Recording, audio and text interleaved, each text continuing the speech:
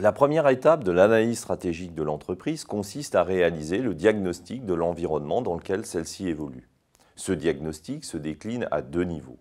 Le premier niveau est celui du macro-environnement. Le second niveau est celui de l'environnement concurrentiel. L'analyse du macro-environnement se réalise au travers de la grille Pestel. Cette grille d'analyse que je vais vous présenter maintenant permet d'une part d'identifier les opportunités et les menaces dont est porteur l'environnement pour l'entreprise et d'autre part de construire des scénarios d'évolution de l'environnement.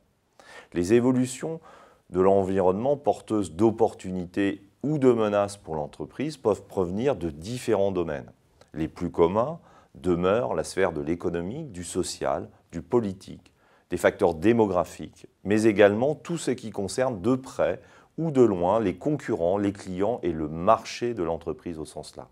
Et enfin, la technologie supportant tout à la fois les produits ou les services au cœur de l'activité de l'entreprise, ainsi que les processus permettant de les produire et de les commercialiser. La principale difficulté liée à la réalisation d'une analyse de l'environnement est l'exhaustivité de cette analyse. Comment ne pas passer à côté d'une évolution majeure dans l'environnement qui impactera durablement l'entreprise ou une partie de son activité? Les analystes professionnels ont l'habitude de dire qu'on ne vous reprochera jamais d'en avoir trop fait ou trop dit, mais qu'on vous pardonnera par contre plus difficilement un oubli important dans votre travail de criblage de l'environnement. L'utilisation de la grille Pestel répond à ce souci d'exhaustivité et c'est là que réside son principal intérêt. Cette grille d'analyse compartimente l'environnement de l'entreprise en 6 domaines d'influence correspondant aux 6 lettres de l'acronyme lui ayant donné son nom. P pour politique, E pour économique, S pour social ou socio-démographico-culturel, T pour technologique, E pour environnemental au sens environnement naturel, notamment pour tenir compte du réchauffement climatique irrémédiable et de la raréfaction des ressources naturelles, et enfin L pour légal. Ces 6 domaines à explorer doivent vous permettre de mettre en évidence les évolutions de l'environnement susceptibles d'impacter positivement, opportunités, ou négativement, menaces, l'entreprise, le secteur d'activité dans lequel elle évolue, ou encore son marché. Voyons maintenant un à un les domaines d'influence du macro-environnement. Attention, pour chacun de ces domaines, la liste des facteurs que je mentionne n'est pas exhaustive. Le domaine du politique, séparé ici du registre légal et réglementaire. Sont ici pris en compte tant les facteurs politiques au niveau national, tels que la stabilité gouvernementale par exemple, que des décisions politiques à un niveau supranational, européen ou international.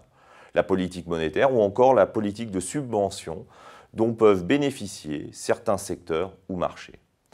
Le domaine de l'économique, les cycles macroéconomiques et toutes les variables économiques telles que l'évolution du PNB, celle des taux d'intérêt, l'inflation, le niveau de chômage, le revenu disponible des ménages et son évolution, le coût de l'énergie sont autant de facteurs pouvant impacter l'activité de l'entreprise.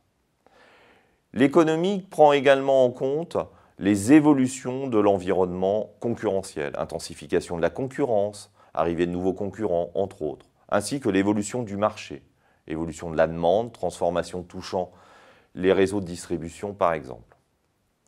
Enfin, le domaine sociétal ou socio-démographico-culturel. Les facteurs démographiques comme le vieillissement de la population, la distribution des revenus et la mobilité sociale, les changements touchant les modes de vie et l'attitude par rapport au travail ou au loisir, le développement du consumérisme, c'est-à-dire le renforcement des mouvements de défense des consommateurs, le niveau moyen d'éducation constituent autant d'éléments qui peuvent, parmi d'autres, affecter directement ou indirectement le marché et l'activité de l'entreprise. Maintenant, le domaine technologique. Les dépenses publiques de R&D, les investissements réalisés par le secteur dans la technologie, le taux d'obsolescence de l'outil de production du secteur, les avancées dans les technologies génériques comme les nanotechnologies, les biotechnologies ou encore l'intelligence artificielle, l'émergence d'applications tueuses ou de technologies de substitution sont autant de facteurs pouvant impacter l'entreprise et son activité.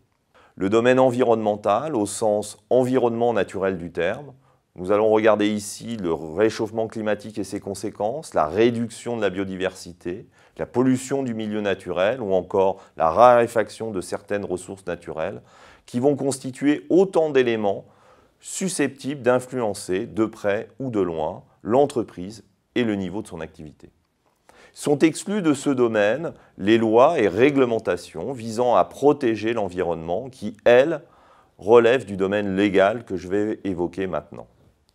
Enfin donc le domaine légal, les lois sur les monopoles, sur la protection de l'environnement, la politique fiscale, le droit social, la régulation du commerce extérieur, le droit communautaire et son développement sont autant de composantes qui sont dissociées du politique dans ce modèle et qui peuvent influencer l'activité de l'entreprise. Notez bien qu'il est important au cours de votre démarche de ne pas perdre de vue pour quelle entreprise vous conduisez cette analyse. Une telle analyse est nécessairement contextualisée. En effet, certaines influences environnementales, essentielles pour une entreprise donnée, peuvent être assez secondaires pour une autre, et l'importance relative de ces influences peut évoluer au fil du temps. Enfin, tout au long de votre démarche d'analyse, il faut bien garder à l'esprit qu'il est moins important de bien classer un facteur environnemental dont l'impact au bout du raisonnement est de toute façon économique que de chercher à être exhaustif dans sa démarche, quitte d'ailleurs à risquer de classer un même facteur environnemental dans plusieurs catégories de cette grille d'analyse. Une fois ce travail d'inventaire de l'environnement réalisé, il s'agit ensuite de qualifier l'influence de chacun de ces facteurs environnementaux identifiés en opportunité ou en menace et de faire apparaître dans la grille Pestel obtenue les variables dites pivots, affectant fortement le secteur d'activité ou le marché et dont l'évolution est incertaine.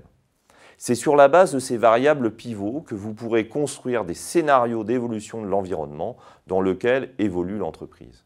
Mais ceci sera abordé dans une autre vidéo.